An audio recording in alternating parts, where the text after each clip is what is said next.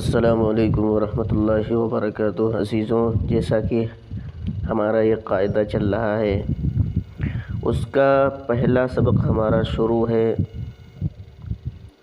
اور ہم نے اس کا یہ والا پارٹ جو ہے یہ ہم پڑھ چکے ہیں بالترتیب حروف۔ اس کو پڑھنے کے بعد، اس کو یاد کرنے کے بعد پھر ہمارا جو ہے یہ والا ہے،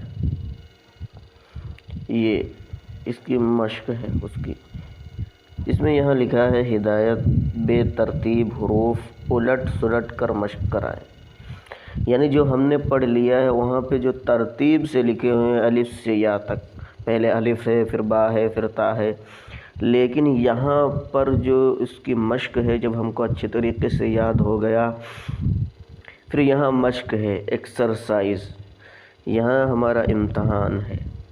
تو سب سے پہلے آپ یہ سمجھ لیجئے کہ سبق کو سمجھنا موقوف ہے پہلے سبق کے سمجھنے پر۔ یعنی اگر آپ پہلا سبق آپ نے نہیں سمجھا ہے تو دوسرا سبق سمجھنا بہت مشکل ہے۔ دوسرے سبق کو سمجھنے کے لیے پہلا سبق ہمیں سمجھنا۔ تو امید ہے کہ اگر آپ نے پہلے سبق کو سمجھا ہوگا تو وہاں پر ہم نے پڑھا تھا الف، پھر وہاں تھا با، لیکن یہاں با نہیں ہے، یہاں بے ترتیب حروف ہیں۔ الف، تا، ح، ٹا، شین، ظا، خا، ثا، ذال، ضاد، را، سین، عین، چا، فا، صاد، گاف، یا۔ وہاں پہ یا جو ہے سب سے بعد میں آئی۔ طا، با، نون، دال، غین، زا، جیم، قاف، لام، واو، پا، میم۔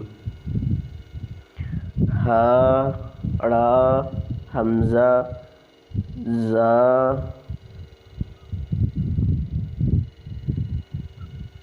کاف، یا۔ پھر اس کے بعد ہے چا، پا،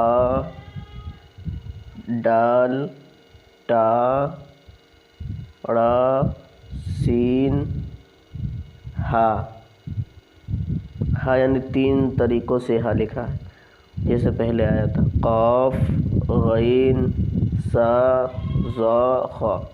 یعنی یہ جو حروف ہیں یہ الٹ پلٹ کے لکھے ہیں، ترتیب سے نہیں ہیں۔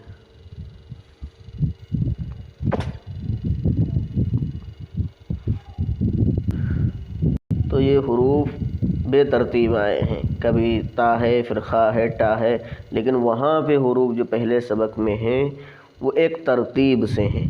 جب ہم کو پہلے ترتیب سے حروف یاد ہوں گے، اچھی طریقے سے ان کی پہچان ہوگی، تب ہم بے ترتیب حروف پہچان پائیں گے۔ تو اگر ہم کو سبق پڑھنا ہے تو سب سے پہلے ہمیں پہلا سبق سمجھنا ہے۔ دوسرا سبق تبھی ہمارے سمجھ میں آئے گا جب ہم پہلا سبق سمجھیں گے۔ وعلیکم ورحمۃ اللہ وبرکاتہ۔